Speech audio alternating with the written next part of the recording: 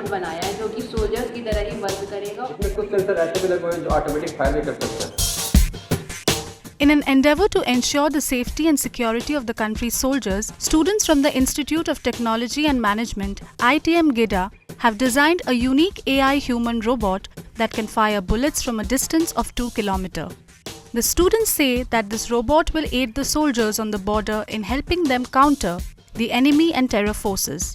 They have decided to send it to the Ministry of Defence with the help of the college management. जैसा कि आप previous में देखे होंगे कि जितने भी टेररिस्ट अटैक हो रहे हैं उससे ज़्यादा न्यूज़ हमें ये आ रही है कि जो हमारे सोल्जर्स हैं वो बड़ी संख्या में शहीद हो रहे हैं।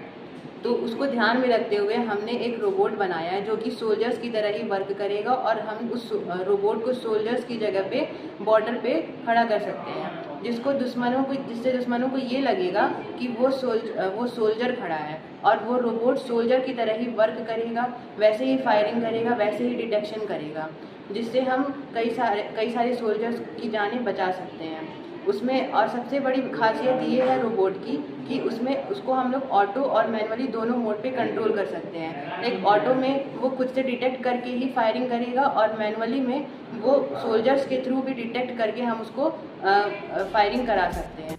The robot is made of metal, steel and fiber. It weighs 55 kgs and is 6.6 feet in height. The students have also installed an 18mm electronic machine gun on the robot's left shoulder from which soldiers can fire at enemies.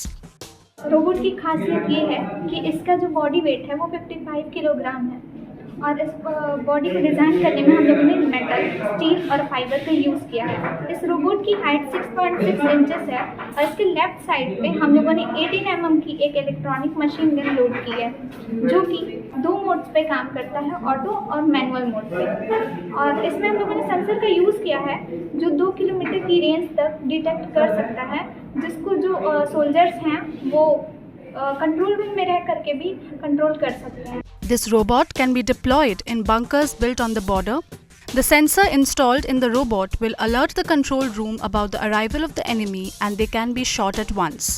इसमें कुछ sensor ऐसे भी लगे हुए हैं जो automatic fire भी कर सकते हैं और इसमें कैमरा भी लगा है जिससे हमारे जवान वहाँ से कुछ कंट्रोल रूम से ही वहाँ से पेट्रोलिंग कर सकते हैं। और इसमें सेंसर कुछ ऐसे भी लगाएंगे जिसमें अगर इसके रेंज में कोई भी अगर रेंज में आता है तो ये सारे डाटा हमारे कंट्रोल रूम को भेजता रहता है। और इसकी खास बात ये है कि इसके हर पार्ट के जो मैकेनिज्म और कंट्रोल सिस्टम है ये सबके सारे अलग अलग हैं, जिससे ये फ़ायदा होगा कि अगर दुश्मन की गोलियों से अगर कोई पार्ट डैमेज भी होता है तो इसमें हम ये जल्दी से जल्दी रिपेयर भी कर सकते हैं। Gear motor arms, high power gear motor, metal pipe, camera, servo motors, RF remote control, 12-volt battery and motorcycle parts have been used in the construction of the robot.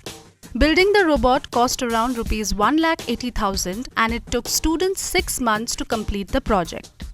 हमारे बच्चों ने एक रोबो सैनिक तैयार किया है जो सेना पर हमारे जो सैनिक है उनके जैसा ही कारगर साबित होगा हमारी सेना के सहयोग के लिए, और जो दुश्मन के द्वारा हमारे सैनिकों के जान माल की क्षति पहुंचाई जाती है उसकी संभावना काफ़ी कम होगी।